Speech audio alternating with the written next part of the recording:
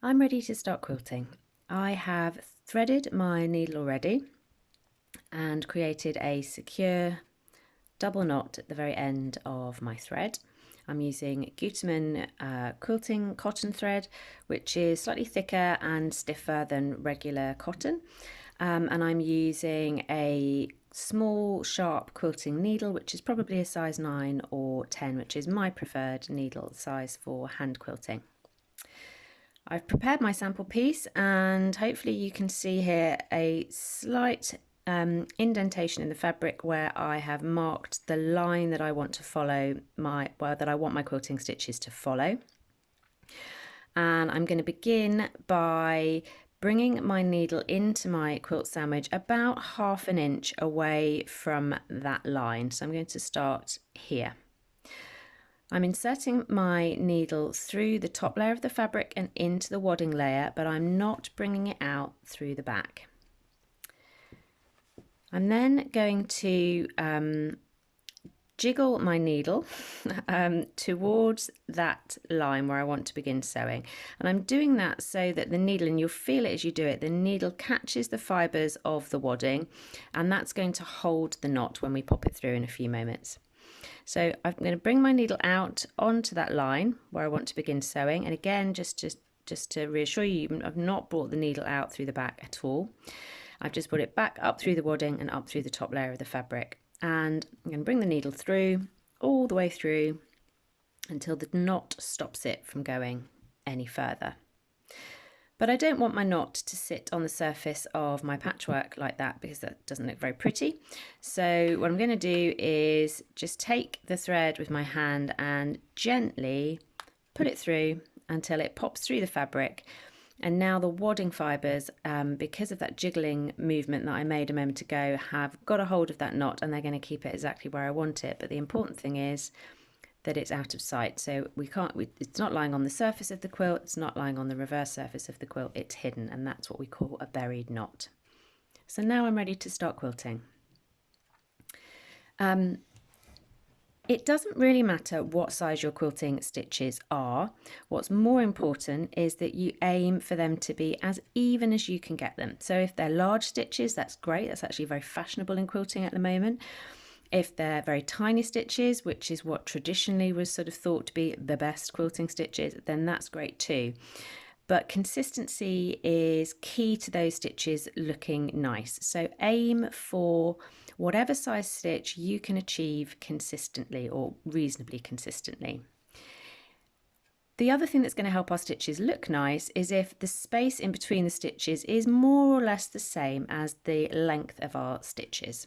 Okay, so we're going to aim for evenness all the way through, and we're just going to sew with a really simple running stitch. So let's get started. I'm going to follow that line for a few stitches to show you what I mean. So this for me is probably my, about average in terms of my personal stitch length and technique. I'm actually using a bit of a blunt needle here, so I'm probably having to push it through a little bit more than you ordinarily would with a nice sharp one, but you'll get the idea in a mo.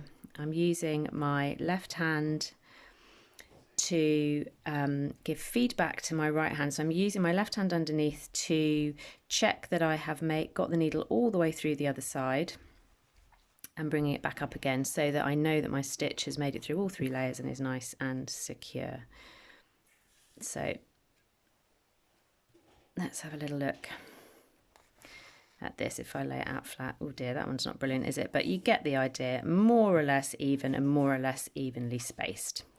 Okay, I'm just going to do a few more before we take a look at how to bury our knots on the way out.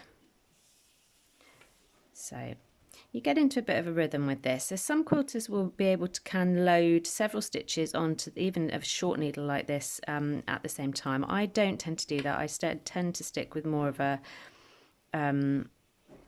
not very grateful stabbing technique, but it kind of works for me. So find what works for you and what you can do comfortably without necessarily overthinking it.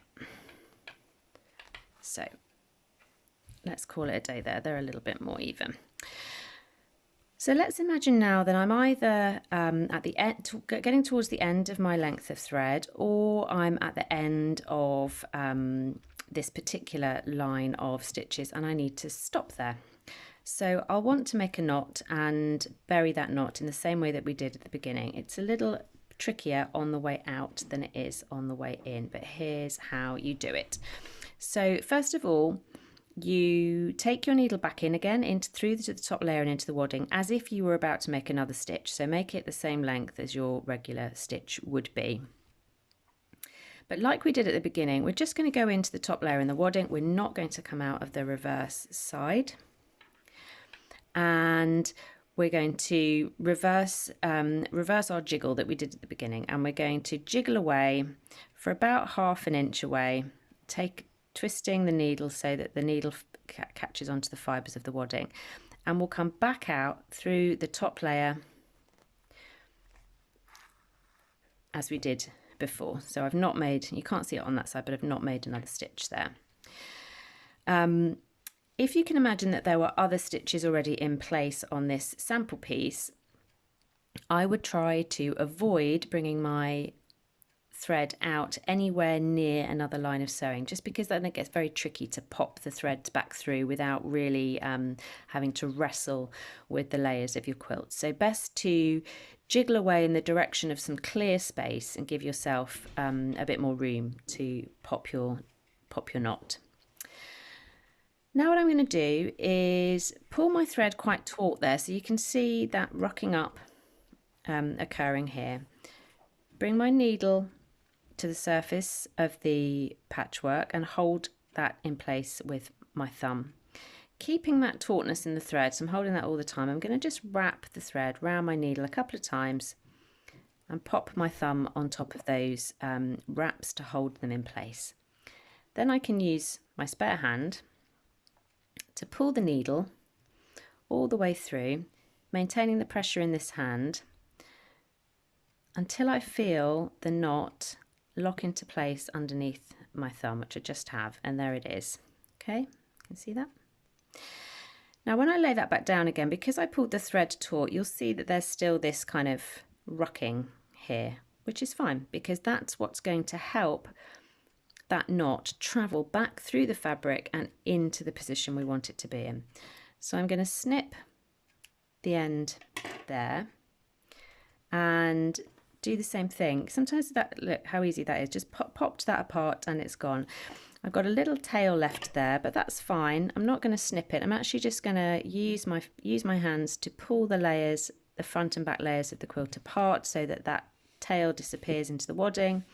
Smooth that out, and now I don't have any knots at either end of my line of sewing, either on the front or on the reverse. They are buried now in the wadding, and that's what we need.